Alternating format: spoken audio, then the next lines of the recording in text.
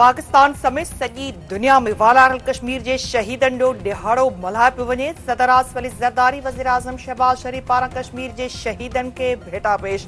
सदर आसिफ अली ज़रदारी जो चवणु आहे त 22 अज़ीम कश्मीरनि ज़ुल्म ऐं ॾाढ ख़िलाफ़ आवाज़ बुलंद करे तारीख़ लिखी। पाकिस्तान कश्मीरी भाइरनि जी सियासी इख़लाक़ी सफ़ारती हिमायत जारी रखंदो। वज़ीर आज़म शहबाज शरीफ जो चवणु आहे त शहीदनि जो ॾिहाड़ो हर साल 13 जुलाई 1931 ते उन्हनि 22 कश्मीरियुनि खे भेटा पेश करण लाइ मल्हायो वेंदो आहे जिन जम्मू कश्मीर जे डोगर फोर्सिस ख़िलाफ़ एहतजाज कंदे पंहिंजी जाननि जो नज़रानो पेश कयो। पाकिस्तान गॾियल क़ौमुनि जे ठाराहिण तहत कश्मीर मसइले जे हल जे अज़म जो वचन करे थो। केपी जे वॾे वज़ीर अली अमीन गंडापुर चयो आहे त पीटीआई बानी मुल्क ख़ातिर ॻाल्हियूं करण लाइ तयारु आहे। ॻाल्हियूं रुॻो अख़्तियार रखंदड़ धुरियुनि सां ई थींदियूं। जेकॾहिं हुननि खां ग़लती थी आहे त सज़ा बि भोगण लाइ तयारु आहिनि। सियासी तहरीक शुरू थी चुकी आहे। क़यादत बानी पाण कंदो। 90 ॾींहंनि अंदरि आर या पार थींदो। तहरीक इंसाफ़ आईनी क़ानूनी जंग विड़ी रही आहे। माण्हू इक़्तिदार में वेठल सियासी पार्टियुनि खे रद्द करे चुका आहिनि। पीटीआई जे मैंडेट खे जाली करार ॾींदड़ मौलाना फज़लुर रहमान पाण फार्म 47 ज़रिए खटे वियो आहे। जेयूआई सरबराह खे चैलेंज आहे त संदसि भाउ ख़िलाफ़ इलेक्शन में कामयाब थी ॾेखारे।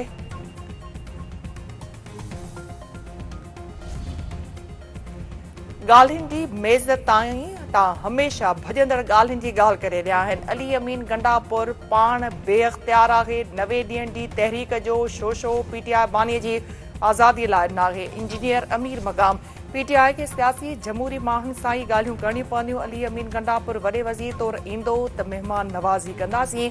दहशतगर्दनि वांगुरु किलाशनकोफ खणी अचण जी इजाज़त न ॾींदासीं। सियासत खे ज़ाती दुश्मनी ऐं मफ़ाद परस्ती खां पासे ते रखणु घुर्जे।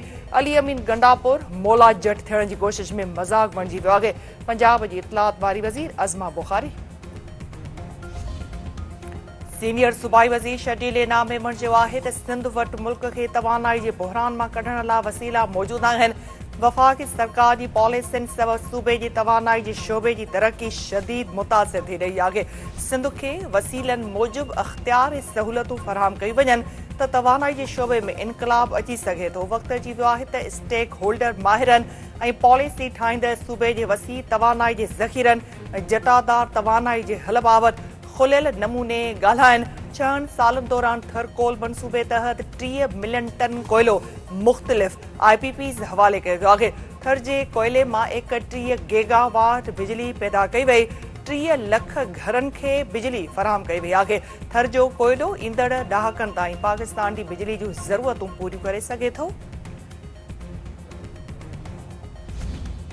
कराची जे इलाइक़े डिफेंस में पुरसरार नमूने फ़ौत थियल अदाकारा हुमेरा असगर जे मौत जी जाच लाइ कमेटी क़ाइम। SP क्लिफ्टन इमरान जागीरानी कमेटीअ जी सरबराही कंदो। SSP ॾखण खे रोज़ानू जे बुनियाद ते अघ भराई रिपोर्ट पेश करण जी हिदायत। रते देरे में इज्तिमाई लॾालुट जो शिकार थियल मस्तानी निंगरी ज़िंदगी जी जंग हाराए वई। दुआ बड़ोजो लाड़काणे अस्पताल में साह जो सॻो टुटी पियो। वाक़े सबबि इलाइक़े में सोग। शदादपुर में पसंद जो परणो कंदड़ नारी जो घर मां गोली लॻल लाश हथ। ॻोठ जुमे कल्होड़े में सोबिया होत जो गोली लॻल लाश हथ कयो वियो। मुड़ुस वाक़े खे आपघात करार ॾेई छॾियो।